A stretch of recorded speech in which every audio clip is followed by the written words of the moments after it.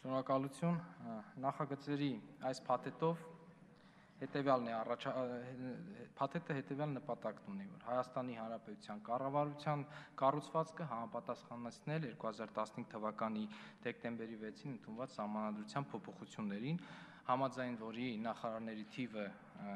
չպետք է գերազանցի 18-ը։ Բացի այդ, նախագիծը նպատակաուղղված է կառավարման արդյունավետությունը բարձրացնելու եւ կառավարման ձևը կիսանախագահականից խորհրդարանականի անցման գործընթացը սահուն անցկացնելու համար։ Այսինքն նախատեսվում է այս նախագծով, որ կառավարության կազմում այլևս չի լինի կառավարության աշխատակազմի ղեկավար նախարար քաղաքական պաշտոնը, այլ դրանք փոխարինի աշխատակազմի ղեկավար հայեցողական պաշտոնը։ Այս փոփոխությանը համահունչ նաև փոփոխություններ են կատարվել պետական պաշտոններ զբաղեցնող անձանց վարձատրության մասին օրենքում, հանրային ծառայության մասին օրենքում, որտեղ հստակեցվել են հանրային հայեցողական պաշտոնների ցանկում այս լրացումն է կատարվել։ Բացի այդ ասեմ, որ պետական իրավական եւ մարդու իրավունքների պաշտպանության հարցերի մշտական հանձնաժողովում արվել էր առաջարկություն, որը ընդունվել է եւս ներառվել է նախագծում, խոսքը վերաբերում է նրան, որ այն աշխատավարձի այն գործակիցը, որը պահպանվում է աշխատակազմի ղեկավար հայեցողական պաշտոնի համար, նույն գործակիցը ունենա նաև օրենսդիր մարմնի աշխատակազմի ղեկավարը եւ նրա գործակիցը համապատասխանեցվի կառավարության աշխատակազմի ղեկավարի գործակցին։ Սա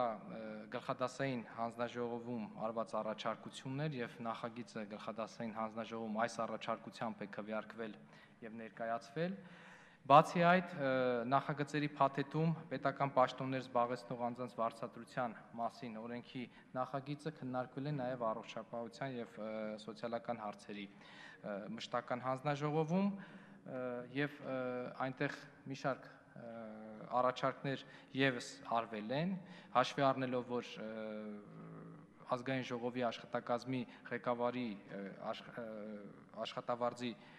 գործակիցը բարձրացվում է, առաջարկվել է նաև համապատասխանաբար բարձրացնել նրա առաջի տեղակալի, խորհրդականի եւ օգնականի դրույքաչափերը։ Առաջարկն ընդունելի է, ուղղակի մենք այդ առաջարկին կարող ենք անդրադառնալ առաջինից երկրորդ ընթերցման ժամանակ։ Շնորհակալություն։ Վերջացրիք։ Այո։ Հարգելի գործընկերներ, հիմնական զեկուցողին հարցեր տալու համար հերթագրում։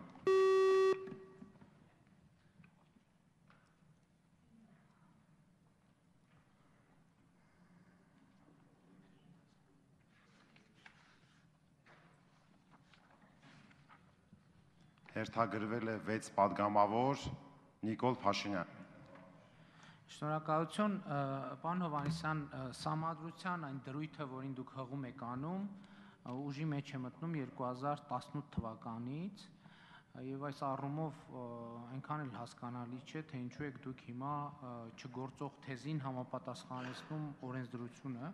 դա նույնն է, թե հիմա կառավարության կառուցակարգերին փորձեք ասենք 3 փոխվարչապետի պաշտոն սահմանել, մինչդեռ դա հիմա այդ դրույթը ուժի մեջ չէ։ Իմ հարցը հետևյալն է, ըստ էության աշխատակազմի ղեկավարի պաշտոնի անվան մոտից նախարար բառը հանում եք, մնացած ամեն ինչը թողնում եք նույնը, եւ աշխատավարձը, եւ նրա տեղակալի աշխատավարձը փոխնախարարական եք թողնում, այսինքն տրամաբանությունը խնդիրը այնա, որ տպավորությունը, որ նախարար բառն է խանգարում, ինչն է, որը իր հետ, ինչպես հանձնաժողովներում քննարկումներին տեսանք, այլ խնդիրներ է առաջացնում։ Հիմա այս նախարար բառը ում եւ ինչու է խանգարում։ Շնորհակալություն։ Շնորհակալություն։ Ինչու հիմա մենք բնականաբար 2018-ին ուժի մեջ մտնող նորմով այս պահին բնականաբար կաշկանդված չենք, սակայն ինչպես ես իմ ելույթում ասեցի, մենք փորձում ենք անցումը սահուն անցումն ապահովենք եւ այսօր ձևավորվող կառավարության կառուցվածքը հավանաբար կպահպանվի նաեւ 2015 թվականի փոփոխություններով Սահմանադրության համապատասխան դրույթները ուժի մեջ մտնելուց հետո։ Ինչ վերաբերում է 3 փոխվարչապետներին, բնականաբար մենք այսօր կաշկանդված ենք 2005 թվականի Սահմանադրության համապատասխան նորմով, որը ուժի մեջ է, որտեղ ասում է, որ վարչապետը ունի փոխվարչապետ, այսինքն մենք բնականաբար չենք կարող խոսել 3 փոխվարչապետների մասին։ Ինչն է ինչու է մնացածը պահպանվել միայն բառը հանել։ Աշխատակազմի ղեկավարի գործառույթները բավականին լայն են։ Ինքը բավական ծանրաբեռնված է աշխատում եւ դա է պատճառը, որ ուղղակի որևիցե պատճառ չկար, որ նրա աշխատավարձը փոխվի կամ չգիտեմ նվազի։ Նա այսօր վարձատրվում։ Պարոն Փաշինյան, արձագանքում եք, խնդրեմ։ Եթե խոսում ենք պատճառի մասին, հիմա պատճառ չկա, նաև որ այսօր առնվազն առաջիկա 8 ամսում, որ նախարար բառը նրա պաշտոնի անվանումից դուրս գա։ Ինչ վերաբերում է պատճառին, ըստ էության մենք այստեղ շատ խոսվեց, նաև նախորդ հարցի քննարկման ժամանակ սոցիալական հանձնաժողովի նախագահը ասաց, որ չարչարվել ենք պետական պաշտոնյաների վարձատրության հստակ սահմանված բուրգ ենք ստեղծել, կառույց ենք ստեղծել։ Հիմա դուք այդ նախարար բառը հանելով եւ դրանից բխող այլ որոշումներ չկայացնելով, այդ պետական պաշտոնյաների վարձատրության ամբողջ համակարգը փոխում եք եւ դիսբալանսներ եք առաջացնում, մասնավորապես ազգային ժողովում, կառավարությունում եւ ընդհանրապես ամենուր։ Այսինքն այստեղ այդ նախարար բառը ստացվում է, որ խնդիրը նախարար բառի մեջ է, որովհետեւ այդ նախարար բառը եթե մնար տեղում, որևէ տեղ որևէ խնդիր չէր առաջացնում։ Հետևաբար այդ խնդիրները պակաս ծանրակշիռ են, քան նախարար բառը, ու մեր խանգարում։ Շնորհակալություն, անհրաժեշտություն կա, գործադիրը իր ապագա կառուցվածքն է սահմանում եւ գտնում է, որ 18 նախարարների եւ վարչապետի միջոցով կարող է իրականացնել այն ներքին եւ արտաքին քաղաքականությունը, որը արտացոլված է իր կառավարության ծրագրում։ Վերջացրիք։ Հարգելի գործընկերներ, ուրեմն ես բոլոր падգամավորներին, ովքեր աշխատասենյակներում աշխատում են օրենսդրական նախաձեռնությունների վրա, ժամը 16:00-ի շրջանակներում հրավիրում եմ դահլիճ, որտեղ կայանալու է առաջին ընթերցմամբ ուրեմն քննարկված օրինագծերի քվեարկությունները։ Այժմ Աղվան Վարդանյան, խնդրեմ։ Շնորհակալություն, պարոն Հովհաննիսյան, խոսել ենք հանձնաժողովում իհարկե։ Տեսեք, մենք դժվարությամբ տարիների մեջ աշխատավարձի որոշակի քաղաքականություն մշակեցինք։ 14 թվականին ընդունեցինք օրենք վարձատրության մասին պետական վարձատրության պաշտոնյաների, սահմանեցինք որոշակի սանդղակ իր տրամաբանությամբ, արդարացի կամ ոչ այլ հարց է։ Հիմա մենք ունենք աշխատակազմի ղեկավար նախարար իր նախարարական գործակցով 12։ Հիմա դուք առաջարկում եք աշխատակազմի ղեկավար առանց նախարարի պահպանելով գործակիցը։ Գործակիցը պահպանելով եւ դա արդեն առաջացնում է փոփոխություններ, արդեն ասացիք, որ համաձայն եք նաեւ առաջարկությունների հետ ազգային ժողովի աշխատակազմում, նույն կառավարության աշխատակազմում, որքանով է տրամաբանական։ Մենք ունենք որոշակի խաղի կանոններ, խախտում ենք այս խաղի կանոնները եւ հետո դա դառնալու է ոչ թե բացառություն, այլ դառնալու է էլի մի բացառություն, չի կարելի, կարծում եմ, այս խնդիրը այլ կերպ կարգավորել։ Մանավանդ կառավարության այն աշխատակազմի Շնորհակալություն, կարծում եմ այն փոփոխությունները, որը մենք նախատեսել ենք, ինչպես նաև առաջինից երկրորդ ընթերցման ժամանակ ընդունելով նաև առողջապահության եւ սոցիալական հարցերի մշտական հանձնաժողովում արված առաջարկությունը, մենք ոչ թե խաղի կանոններից շեղվում ենք, այլ ընդհակառակը արդեն իսկ սահմանում ենք միանման խաղի կանոններ։ Տեսեք, նախարարության աշխատակազմի աշխատավարձերից բարձր սահմանվում է կառավարության, ազգային ժողովի, հանրապետության նախագահի աշխատակազմի ղեկավարների եւ նրանց տեղակալների, խորհրդականների գործակիցները։ Այս 3 մարմինների գործակիցները հավասարեցվում են եւ խաղի նրանց համար մյուս գործակիցների հետ համահունչ սահմանվում են միատեսակ խաղի կանոններ։ Արձագանքում եք, պարոն Վարդանյան, խնդրեմ։ Կարծում եմ, մենք եթե խնդիր ունեինք կառավարության աշխատակազմից ղեկավարից ներքև պաշտոնների պարագայում, քանի որ մարդիկ աշխատում են եւ աշխատում էին իբրև նախարարի օգնականներ կամ տեղակալներ եւ այլը, այդտեղ կառավարությունը գոնե այս շրջանում մինչեւ 18 թվականի փոփոխությունները, հիմնարար փոփոխությունները կառավարության կազմի կարող էր ունի հնարավորություն բյուջետային, արտաբյուջետային այդ մարդկանց աշխատավարձը թեկուզ պարգևատրումներով պահպանելու եւ 18 թվականին, երբ որ կունենայինք արդեն կառավարության նոր կառուցված նոր կազմ, անդրադառնալու այս խնդիրներին։ Շնորհակալ եմ։ Շնորհակալություն, ուղղակի կարծում եմ այդ դեպքում մենք որոշ ամիսներ արդեն այդ խաղի կանոններից իրոք կշեղվենք։ Այս նախագծով եւ համապատասխան փոփոխությունների ներառմամբ մենք հենց հիմա էլ կարող ենք այդ խաղի կանոնները սահմանել նույնն է։ Շնորհակալություն։ Հաջորդ հարցի համար Էդմոն Մարոկ։ Շնորհակալություն։ Ես էլի գալիս եմ նույն այն մտքին, որ անհասկանալի է, թե մենք ինչու ենք այս ձևով աշխատավարձերի սանդղակը փոփոխության ենթարկում, որը որ Պանդորայի արկղի բացում է ըստ էության, որի արդյունքում բոլորը հիմա պետք է ասեն, բա եթե այնտեղի աշխատակազմի ղեկավարին է հավասարացնում եք, չգիտեմ, խորհրդարանինի հետ, բա տեղակալները ինչի են ցածր ստանում, ու այդ թեման բացվում է։ Իմաստը որն է, ես ճիշտն ասած նախ հիմա կարող ենք մենք պահպանել նախարարի պորտֆելը մինչև 18 թվականը, արդեն նշվեց սրա մասին։ Եթե չենք պահպանում սուտ են պատճառաբանությամբ, որ չեք ուզում գա խորհրդարան հարցերին պատասխանի, այդպես էլ ասեք։ Եթե պահպանում ենք ամեն ինչ, որ անունը նախարար չլինի, որ չգա խորհրդարանական վերահսկողության, ուրեմն այստեղ խնդրեմ կա։ Ու այստեղ խնդրեմ կա նաև սանդղակի հետ կապված, քիչ առաջ նախորդ նախագծի ժամանակ պարոն Հակոբյանը պաշտպանում էր սանդղակը, ասում էր մենք համակարգ ենք։ Ձեր համակարգը քանդում են հիմա։ Բա ինչ եք թույլ տալիս որ քանդեն։ Համակարգը քանդում են հենց հիմա։ Շնորհակալություն,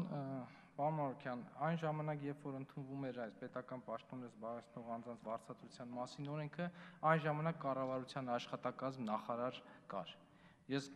գրեթե վստահ եմ, եթե այդ պահից չլիներ կառավարության աշխատակազմ ղեկավար նախարարի պորտֆելը, ապա հենց այդ աշխատակազմի ղեկավար հայեցողական պաշտոնի համար կնախատեսվեր բնականաբար ավելի բարձր գործակից, քան օրինակ նախարարության աշխատակազմի ղեկավարի համար են։ Եվ հիմա քանի որ ունենք այդ հայեցողական պաշտոնը, արդեն իսկ այդ քայլին են գնում։ Բնականաբար կառավարության աշխատակազմի ղեկավարը պետք է ավելի բարձր ստանա, քան նախարարությունների աշխատակազմի ղեկավարները։ Եվ հաշվի առնելով, որ կառավարության աշխատակազմի ղեկավարի գործակիցը բարձրանում է, արդեն իսկ խաղի կանոնը պահպանելու համար բարձրանում է նաև մյուս կարևոր, բարձրագույն մարմնի, օրենսդիր մարմնի աշխատակազմի ղեկավարի գործակիցը։ Ինչ վերաբերում է ինչու կարող ենք պահպանել, այո, կարող ենք պահպանել, կարող ենք չպահպանել։ Սա գործադիրի իրավասությունն է առաջարկել իր կառավարության կառուցվածքը, ինչից էլ նա օգտվել է եւ առաջարկել է։ Հաջորդ հարցի համար Հարգարժան Արտակ Զեյնալյան, խնդրեմ։ Կներեք, արձագանքի համար։ Շնորհակալություն։ Տեսեք, ես հիմա փորձեմ նաև նախագծի մյուս մասը վիճարկել, ասում եք Այսինքն այնպիսի տպավորություն որ բնատուր իրավունք ունեն բարձր աշխատավարձ ստանալու, եթե այդպես է, հիմա ոնց հասկանանք, կառավարության աշխատակազմի ղեկավարի խորհրդականը 10 գործակցի տակ է, падգամավորի հետ հավասար նույն գործակցի տակ է։ Հիմա ասենք իրենց բնատուր իրավունքը որտեղից է ծնվում, կամ աշխատակազմի ղեկավարի տեղակալի օգնականը падգամավորի օգնականից բարձր գործակցի տակ է։ Այսինքն դուք հիերարխիայի ամբողջ տրամաբանությունը, որ այն ժամանակ մենք դժգոհ էինք, ըստ էության տրամաբանությունը խախտված է ի սկզբանե, ավելի եք խախտում։ Եվ ելի եմ ասում, այս Պանդորայի արկղը բացում եք։ Երբ որ այն ժամանակ մենք ասում ենք մարզպետը չպիտի լինի падգամավորի հետ նույն սանդղակում, նույն հարթության վրա, հիմա գլխավոր խորհրդականին եք բերել նույն հարթության վրա։ Առաջնային մանդատ ունեցող մարմնից դուրս ասենք ինչ որ գլխավոր խորհրդական։ Դուք վարչապետի խորհրդականի թիվը ունեցիք։ Չէ, վարչապետի խորհրդականն է ոնց կա այդպես մնաց։ Մի րոպե, պարոն փոխնախարար, հարցը թող վերջացնենք, արձագանքեք։ Պարոն Մարոկյան, վերջացրեք։ Ուրեմն ես ասում եմ նաև կառավարության աշխատակազմի ղեկավարի օգնականը այսօր նշված է։ Շնորհակալություն։ Ինչ վերաբերում է 10 սանդղակին, դա վերաբերում է վարչապետի գլխավոր խորհրդականին, այստեղ որևիցե փոփոխություն չի արվել, ընդամենը կառավարության աշխատակազմ աղյուսակն է ամբողջությամբ փոխվել, որ ամեն տողում, չասենք այս բառը փոխել այս բառի, բայց վարչապետի գլխավոր խորհրդականի, վարչապետի վերահսկողության ծառայության ղեկավարի եւ վարչապետի մյուս, վարչապետի հետ կապված մյուս օժանդակ անձնակազմի գործակիցները բացարձակապես չեն փոխվել։ Նույնն է աշխատակազմ Շարունակեք։ Աշխատակազմի ղեկավարի առաջին տեղակալը բնականաբար ավելի բարձր է ստանում, քան նախարարության աշխատակազմի ղեկավարի տեղակալը։ Այս նույն սկզբունքն է աշխատում։ Հիմա Հարգարժան Արտակ Զեյնալյան, խնդրեմ, հաջորդ հարցը։ Արդյոք աշխատակազմի ղեկավարի գործառույթները փոխվելու են թե ոչ, նրա անվան միջից նախարար տիտղոսը հանելուց հետո եւ ընդհանրապես որն է տարբերակիչ հատկանիշը պաշտոնատար անձի ընդհանրապես նախարարից, ինչպիսի հատկանիշով է տարբերվում եւ երրորդ հարցը օրենսդիր մարմնի առջև պատասխանատվության, քաղաքական պատասխանատվության եւ հաշվետվողականության հարցը ինչպես է լուծվելու այս պարագայում։ Խնդրեմ Շնորհակալություն։ Արդյոք կընդլայնվի նրա իրավասությունները ավելի շատ, քան այսօր կառավարության որոշմամբ սահմանված է կառավարության աշխատակազմի համար, չեմ կարող ասել միգուցե, բայց այսօր ինքը արդեն իսկ բավականին մեծ ծանրաբեռնվածությամբ աշխատում է եւ նրա համար սահմանել 12 գործակից ես կարդում եմ տեղին է եւ արդար է։ Իսկ քաղաքական պատասխանատվության հետ կապված ասեմ, որ աշխատակազմը ինքը առանձին որևիցե քաղաքական ուղղվածություն չունի եւ ինքը ինքնուրույն չի զբաղվում ներքին կամ արտաքին քաղաքականության իրականացման, որ գա ազգային ժողովում նրա քաղաքական պատասխանատվության հարցը բարձրանա։ Եթե համապատասխան հարցեր կլինեն, բնականաբար գործադիր իշխանության մյուս մարմինները, նախարարները կպատասխանեն համապատասխան հարցերին։ Արձագանքի ցանկություն ունեք, պարոն Զեյնալյան, խնդրեմ։ Իմ հարցը աշխատավարձին չէր վերաբերում։ Ես խնդրեմ պատասխանել այն տարբերակից հատկանիշը, ինչով պետական պաշտոնատար անձը տարբերվում նախարարից, ինչու է անհրաժեշտ այդ պաշտոնը օժտել նախարարի ներհատուկ լիազորություններով։ Սրա վերաբերյալ էր իմ հարցը եւ հաջորդը։ Միայն ոստիկանության ոլորտում իրավական ակտերի վերնագրերի շարադրանքը իմ կողմից արված 35 էջ է կազմել։ Ինչու ոստիկանությունը ոստիկանապետը նախարարի կարգավիճակ չի ստանում։ Շնորհակալություն, պարոն Զեյնալյան, այսօր գործադիրը կազմված է վարչապետից եւ համապատասխան նախարարներից։ Իր քաղաքականությունը գործադիրը կատարում է այդ նախարարությունների միջոցով։ Իր ծրագրի համաձայն։ Ինչու ոստիկանությունը չի մտնում նախարարության մեջ, սա հարց է, որը հետագայում եւս կարող է քննարկվել։ Եթե անհրաժեշտություն լինի, որ ոստիկանությունը եւս դիտվի որպես քաղաքական մարմին եւ քաղաքականությամբ զբաղվի, միգուցե մտնի ցուցակում։ Բայց այսօր գործադիրը գտնում է, որ իր քաղաքականությունը իրականացնելու համար բավարար են այս 18 նախարարությունները։ Չասրիկ։ Այո։ Հաջորդ հարցի համար Մանեթ Հանդիլյան, խնդրեմ։ Շնորհակալություն։ Իմ մոտ այնպիսի տպավորություն է, որ չկա աշխատանքի նկարագիր, թե ինչ է նշանակում աշխատել որպես նախարար, ինչ է նշանակում աշխատել որպես ղեկավար։ Այսինքն ձեր պատասխանը նույնիսկ կարող ենք պահպանել այդ բառը, կարող ենք ոչ, այնպիսի տպավորություն, որ նախարարը այդ ընդհանրապես մի հատ բառ է, որ կարելի է ինչ-որ պահի ավելացնել, եթե դա անհրաժեշտ է, կարելի է հանել, ոնց որ ավելացվել է, իսկ հիմա հանվել։ Ես ուզում հասկանալ, չկա արդյոք ղեկավարի եւ նախարարի աշխատանքային գործառույթների տարբերություն եւ ինչ է նշանակում դա ուղղակի հանել, որ պահին որ հարմար է համապատասխանեցնելու համար։ Եվ հաջորդ հարցը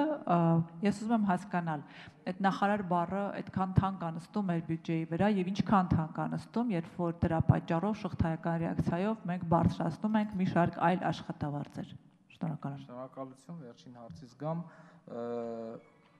Այս պահին նախարարի գործակիցը 12 է, բյուջեով նախատեսված է այդ գումարները եւ եթե պահպանվում է նաեւ կառավարության աշխատակազմի ղեկավարի գործակիցը 12, բյուջեի վրա որևիցե ծախս չի ավելանում։ Մյուս հաստիկների բարձրացման պայմաններում շատ փոքր փոփոխություն է կատարվում, մոտավորապես ամսական 200-ից 250 հազար դրամ, այսինքն էական փոփոխություն բյուջեի վրա ծախսերի առումով չի լինի։ Մի գործակիցը 66 հազար դրամ է, արդեն դուք եւս կարող եք մտովի տեսնել, որ թիվը մեջ չի։ Վերջացրիք։ Այո։ Արձագանքի համար Այո, մյուս հարցին չպատասխանեցիք, նախ եւ առաջ մենք ամեն հարմար ու անհարմար առիթով ասում ենք բյուջեում փող չկա, բայց երբ որ գալիս է նման փոփոխություն կատարելու հնարավորությունը, մենք ասում ենք էական չէ, սա անընդհատ տեղի է ունենում։ Բայց իմ հարցը չպատասխանեցիք ամբողջապես գործառույթի առումով նախարար եւ ղեկավար կա ընդհանրապես աշխատանքային նկարագիր, ով է նախարարը, ով է ղեկավարը եւ ինչպես է հնարավոր կամայական այն հանել կամ ավելացնել, ինչպես դուք եք ասում, կարող ենք պահել, կարող ենք չպահպանել։ Կամայական հանելու կամ չհանելու հարցը հետևյալում է։ Այսօր Սահմանադրության 85-րդ հոդվածի համաձայն կառավարության կառուցվածքը կառավարության առաջարկությամբ ներկայացվում է ազգային ժողով, իսկ 2015 թվականի փոփոխություններով Սահմանադրության 147 հոդվածով արդեն նախատեսված է, որ կառավարության ներկայացմամբ է ազգային ժողովը ընդունում։ Այսինքն սա կառավարության բացառիկ իրավասությունն է, ինքը որոշելու, թե իր ծրագրով նախատեսված ներքին եւ արտաքին քաղաքականությունը ինչ քաղաքական մարմինների միջոցով է իրականացնելու, ինչ քաղաքական պաշտոնների միջոցով է իրականացնում եւ ինքը օգտվելով կառավարությունը օգտվելով իր իրավունքից ներկայացնում է մի կառուցվածք, որով գտնում է, որ ինքը իր ծրագիրը կիրականացնի այս կառուցվածքով։ Այսքանը։ Եվ վերջին հարցի համար Գևորգ Իրականում որոշել էի հարց չտալ, բայց այս բոցաշունչ ելույթից հետո չեմ կարող չարձագանքել։ Դուք նորից գնում եք կառավարության եւ ազգային ժողովի դերերի գերադասման եւ ստորադասման։ Ճիշտ է, սահմանադրությամբ կառավարությունը ունի բացառիկ իրավունք ներկայացնելու կառավարության կազմը, բայց այդ կազմը հաստատում է ազգային ժողովը եւ սա պետք չէ մոռանալ։ Նաեւ աշխատավարձերի հետ կապված մի թեթև անդրադարձ, հիմա այս նախագծով աշխատակազմի ղեկավարի առաջին տեղակալը ստանալու է նույնքան աշխատավարձ, որքան падգամավորը։ Արդյոք սա արդարացված է եւ արդյոք սա կրկին անգամ падգամավորի դերի նվաստացում չէ։ Շնորհակալություն։ Չեմ կարծում, որ սա որևիցե մեկի նվաստացում է, սա ընդամենը կառավարության աշխատակազմի ղեկավարի առաջի տեղակալի գործունեությամբ պայմանավորված գործակից է։ Այստեղ նվաստացման հարց առհասարակ չկա։ Պարոն Գորգիսյան, արձագանքում եք։ Խնդրեմ։ Փաստորեն падգամավորի գործունեությունը գնահատվում է հենց հավասարապես այդքան եւ ոչ մի ձև ավել։ Չգիտեմ, ողջ ազգային ժողովին ուղղակի կոչ կանեի դեմքը վարկել այս նախագծին նման վերաբերմունքի համար, առնվազն նման վերաբերմունքի համար։ Շնորհակալ եմ։ Շնորհակալություն, չեմ կարծում, որ տեղին է համեմատել տարբեր հանրային ծառայողների աշխատանքները։ Տարաբնույթ աշխատանք է, բազմաբնույթ, իրարից ոչ մի նմանություն չկա եւ ըստ ծանրաբեռնվածության այսօր նախատեսված է այն գործակիցը նախագծով, որին հարիր է աշխատակազմի ղեկավարի առաջին տեղակալի համար։